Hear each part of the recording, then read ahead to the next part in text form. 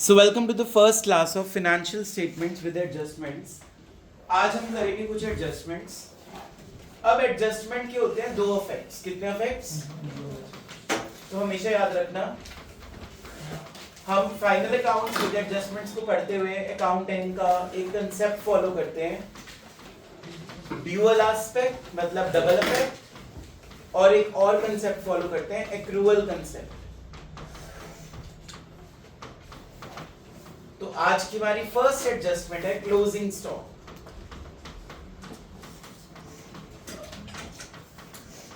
अभी लिखना नहीं है, पहले समझना है. Everyone see on the board. Closing stock या तो हमें inside the trial balance given होगा या हमें outside the trial balance given होगा. ट्रायल बैलेंस मतलब वो जो बॉक्स दिया होता है, ठीक है. अगर क्लोजिंग स्टॉक उसके अंदर गिवन है बच्चों, तो ये सिर्फ इसका वन इफेक्ट होगा. कितने इफेक्ट होंगे? और वो जाएगा बैलेंस शीट की एसेट साइड. बैलेंस शीट की बोलो कौन सी साइड पे? Asset side. और अगर वो outside the trial balance given होगा, आउटसाइड का मतलब आपको पहले ट्रायल बैलेंस बना के दे देंगे और नीचे एडजस्टमेंट में देंगे क्लोजिंग स्टॉक. क्या देंगे बोलो? Closing stock. तो अब इसके कितने इफेक्ट होंगे?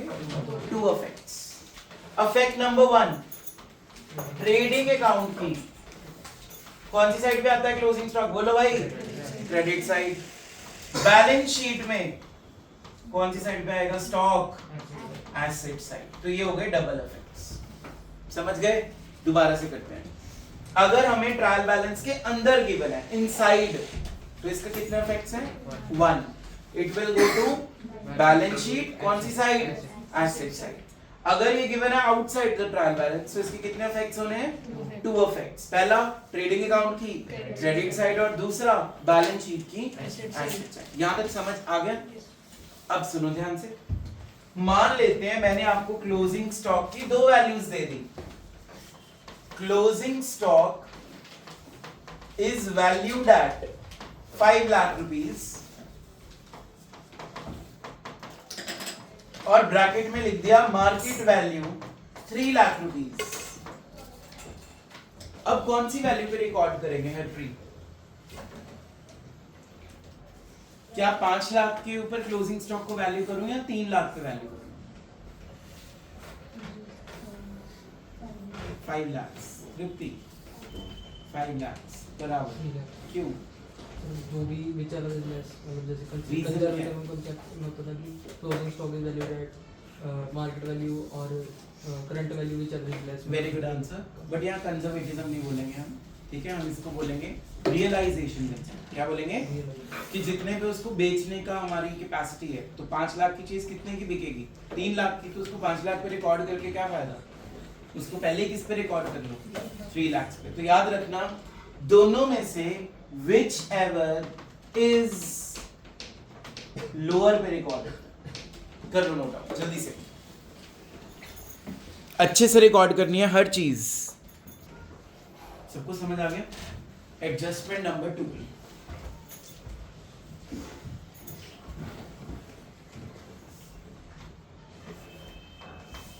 Outstanding expenses.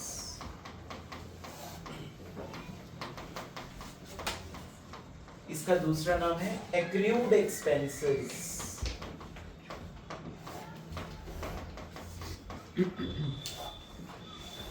इसका मीनिंग है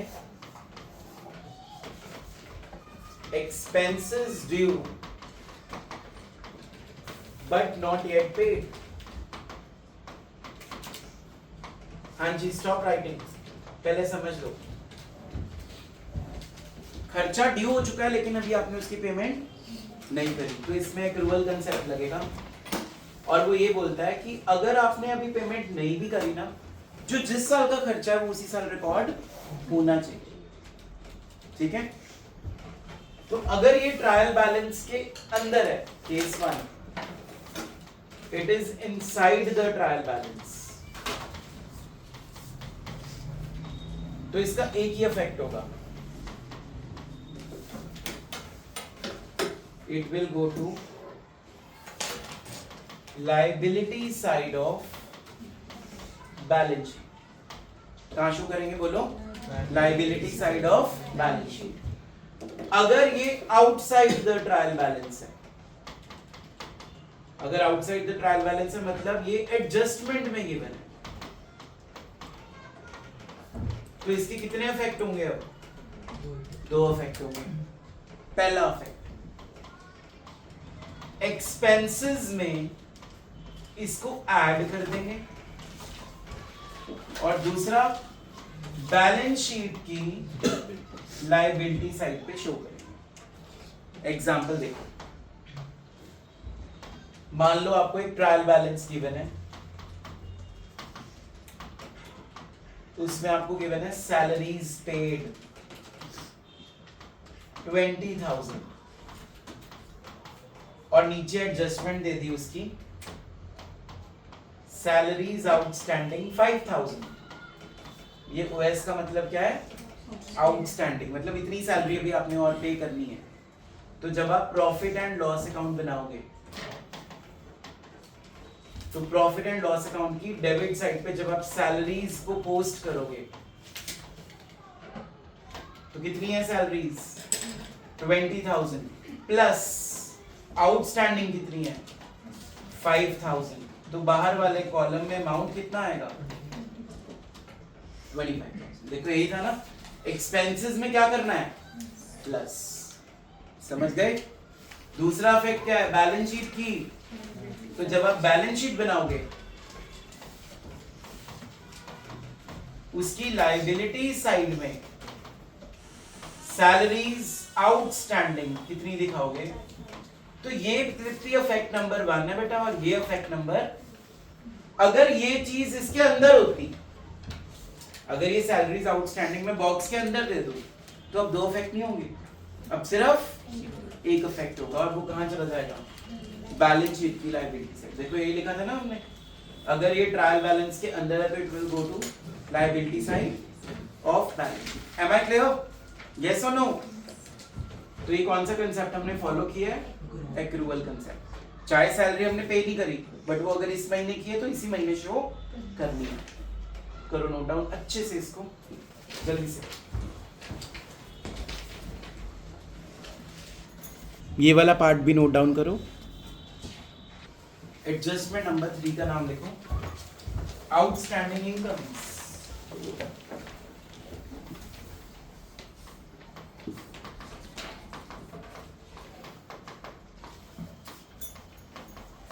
इसका दूसरा नाम होता है एक्रूड इनकम्स। इसका meaning income due but not yet received.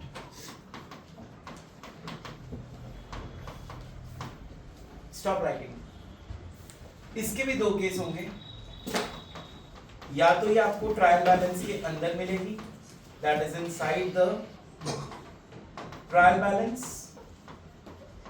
या outside the trial balance.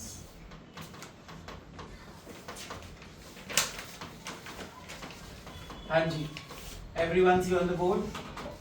If it is inside the trial balance, इसका सिर्फ एक इफेक्ट होगा, asset side of balance sheet. Asset क्यों बोल रहा हूं मैं? क्योंकि ये पैसे मुझे अभी मिलने हैं।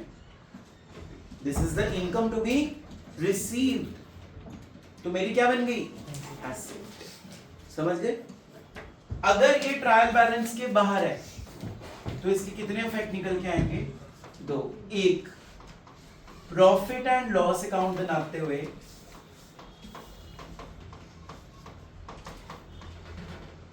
उसकी क्रेडिट साइड पे उस इनकम में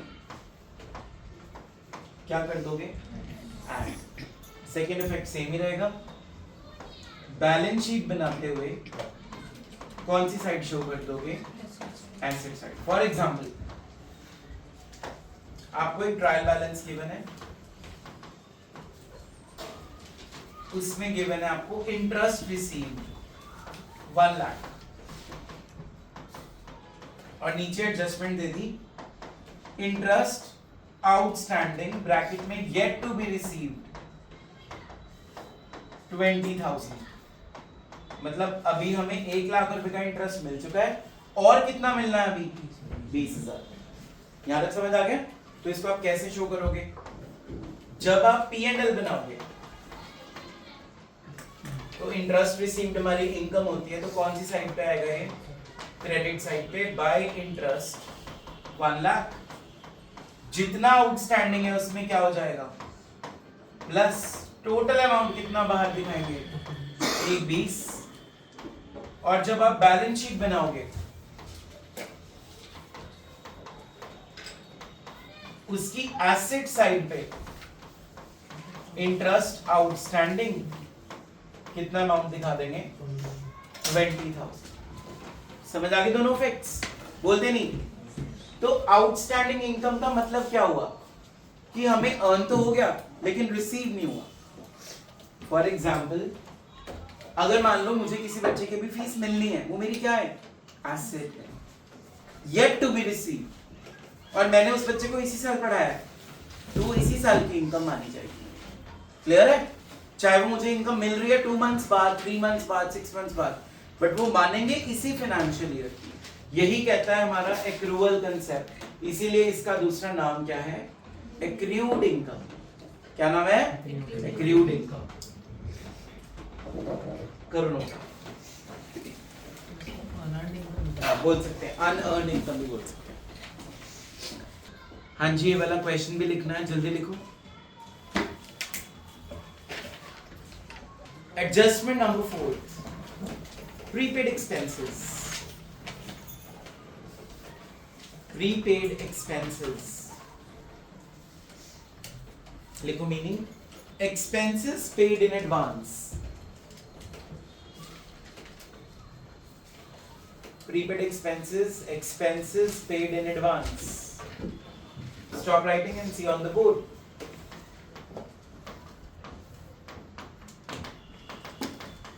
Prepaid expense का मतलब होता है हमने पहले ही पेमेंट कर दी।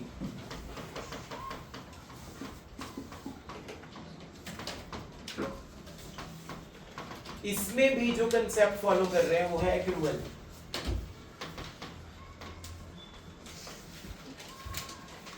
चलो जी, पहले समझते हैं इसको।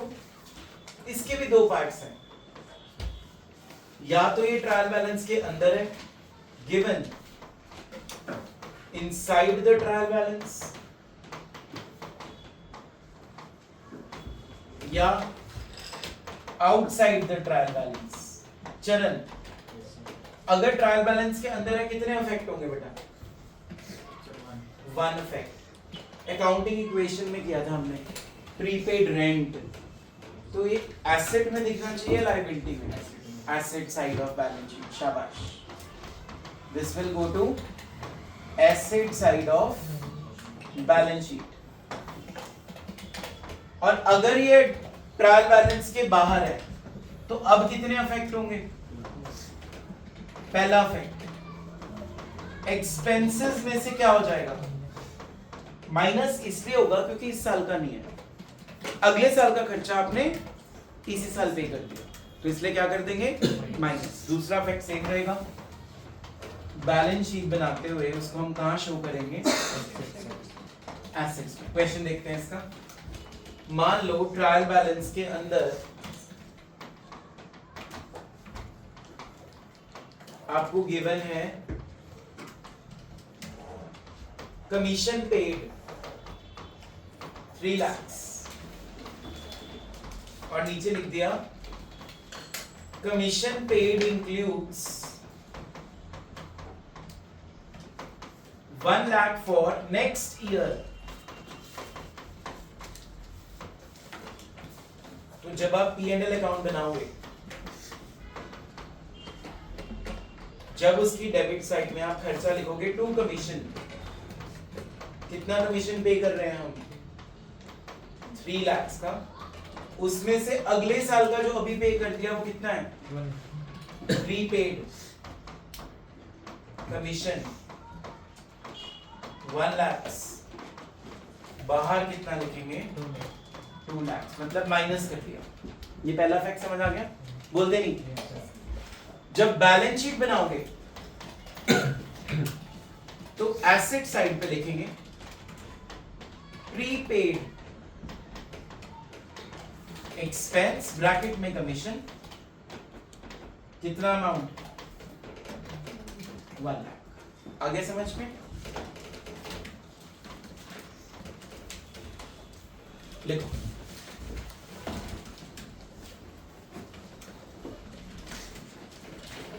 चलो बच्चों क्वेश्चन भी नोट डाउन करो, ट्रायल बैलेंस वाला लिख लिया ना सबने? Next adjustment number 5, pre received incomes.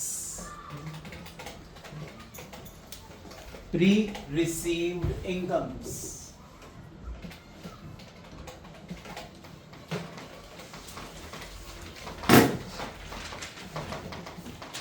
Meaning लिखो बच्चों। Income received in advance. Pre received income मतलब income received in advance.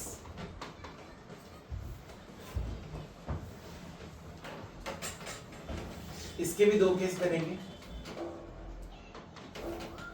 Given inside the trial balance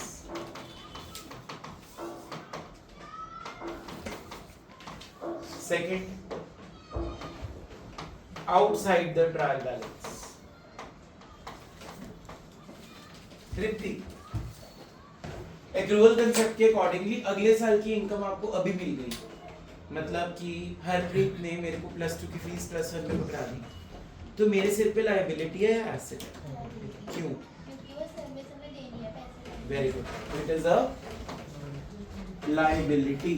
इसको हम कहाँ शो करेंगे? Liability side of balance sheet. और अगर यही चीज एडजस्टमेंट में आ जाए तो कितने इफेक्ट्स होंगे? पहला, P&L बनाते हुए इनकम में से प्री रिसीव्ड इनकम क्या हो जाएगी? माइनस, क्योंकि वो इस साल की नहीं है, अगले साल की अभी मिल गई, तो क्या कर देंगे? माइनस। दूसरा, बैलेंस शीट बनाते वक्त इसको हम कहां शो कर देंगे? Liability side of balance sheet. Am I clear? इसका क्वेश्चन देखते हैं। Everyone see on the board. Trial balance के अंदर कमीशन रिसीव हो रहा है हमें 5 लाख का, और इसके एडजस्टमेंट में लिख दिया commission received includes ₹2 lakh for next year. मतलब कमीशन में ऐसा अमाउंट है जो 2 लाख अगले साल मिलना चाहिए था, पर मिल हमें अभी गया। तो जब आप P&L बनाओगे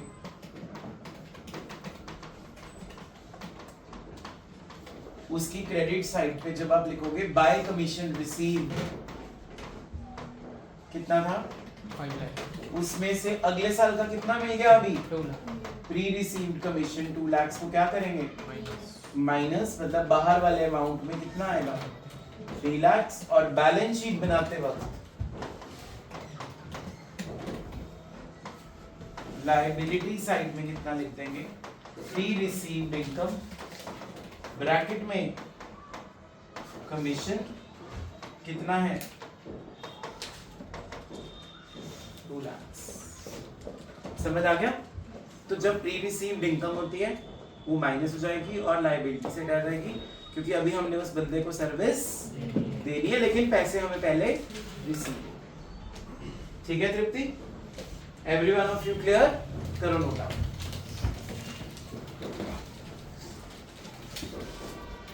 हाँ जी, ये वाला क्वेश्चन भी नोट डाउन करो। सब बच्चे क्वेश्चन लिखेंगे। From the following trial balance,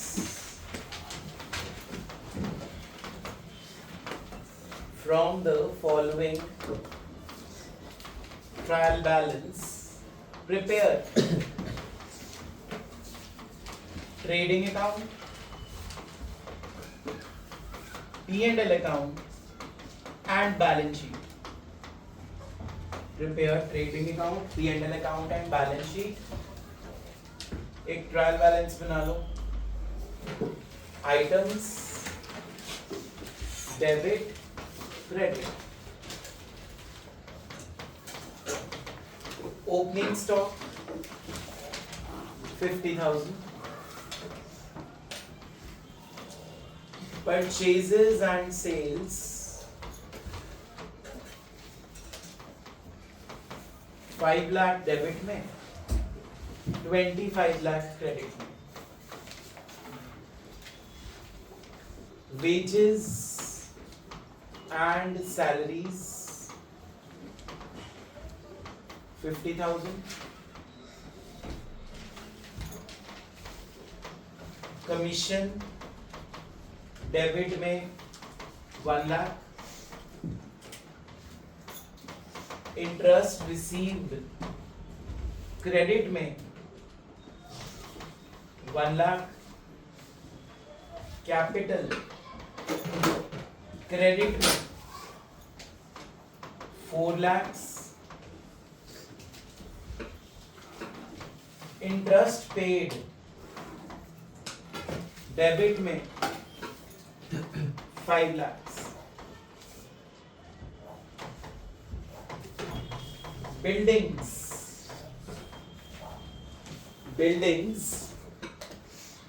debit में 18 lakhs बिल्डिंग.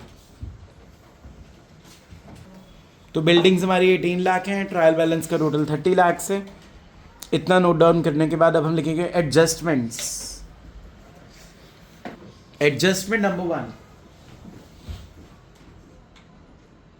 नीचे लिखना है तुमने. Number 1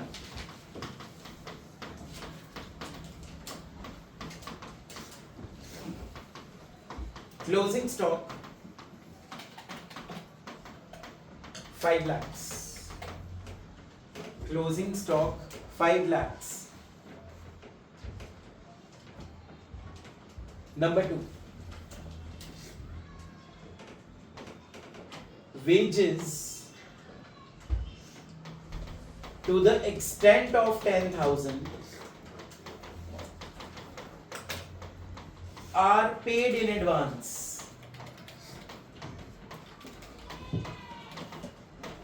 Are paid in advance. Number 3. Number 3. Interest to be paid 1 lakh. Interest to be paid rupees 1 lakh. Number 4. Number 4.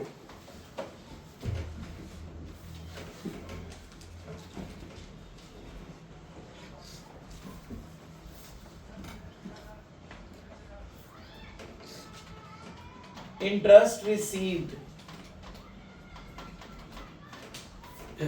includes 20,000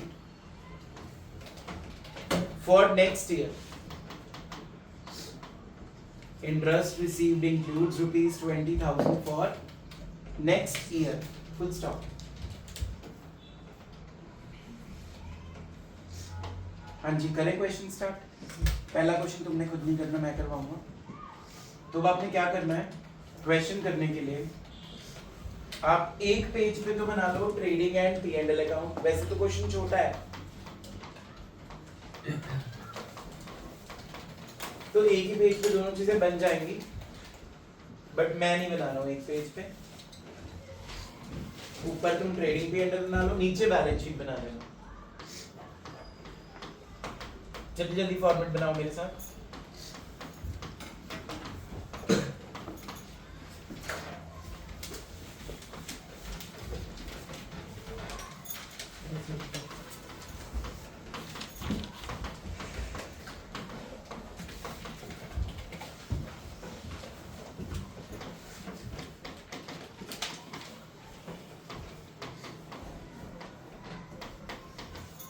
+1 एक गुड न्यूज है तुम्हारे लिए.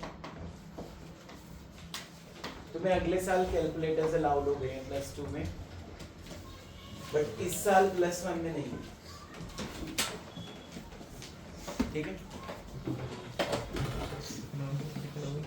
सिर्फ अकाउंट्स के।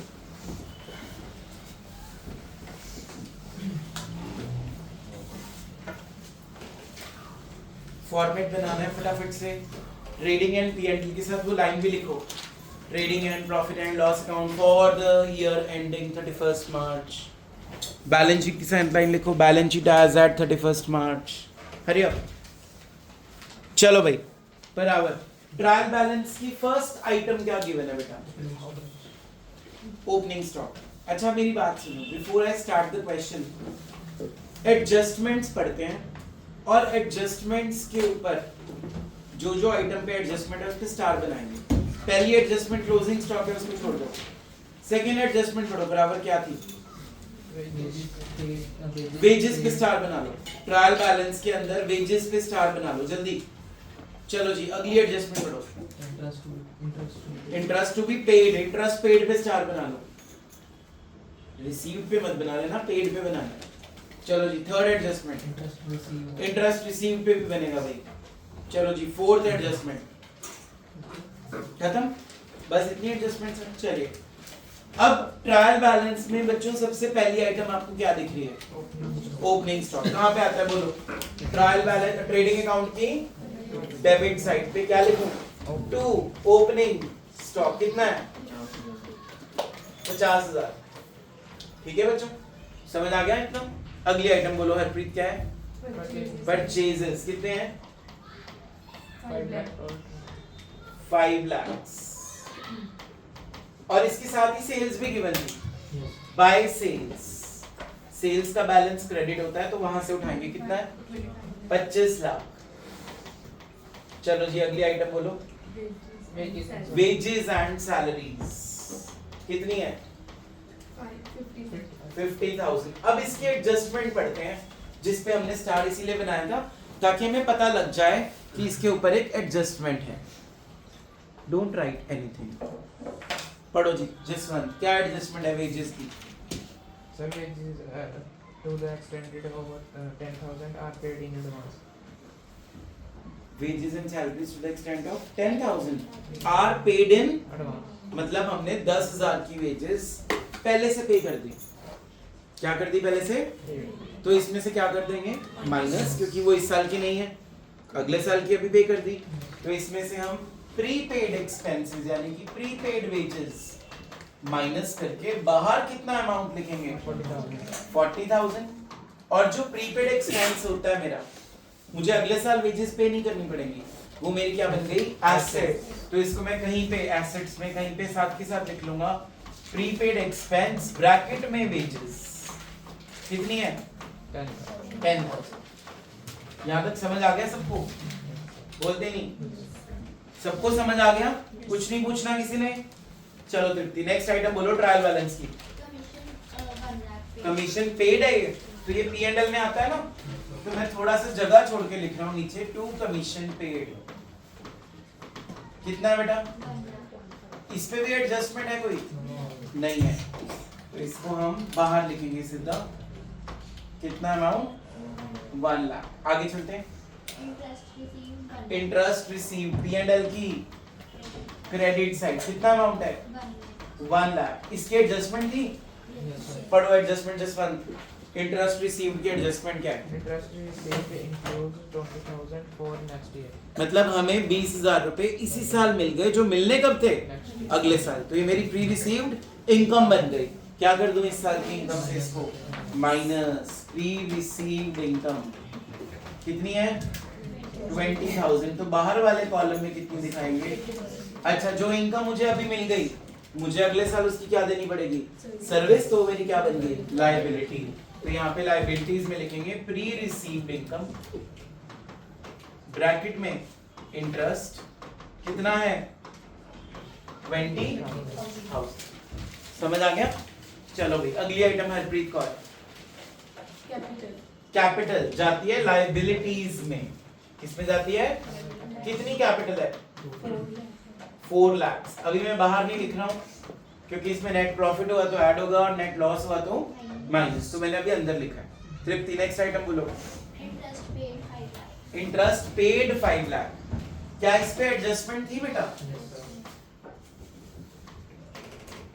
कितनी है एडजस्टमेंट? पढ़ो Jaswant. Interest to be paid 1 lakh. Interest अभी पे करना है और आउटस्टैंडिंग एक्सपेंस इसमें क्या हो जाएगा 1 लाख।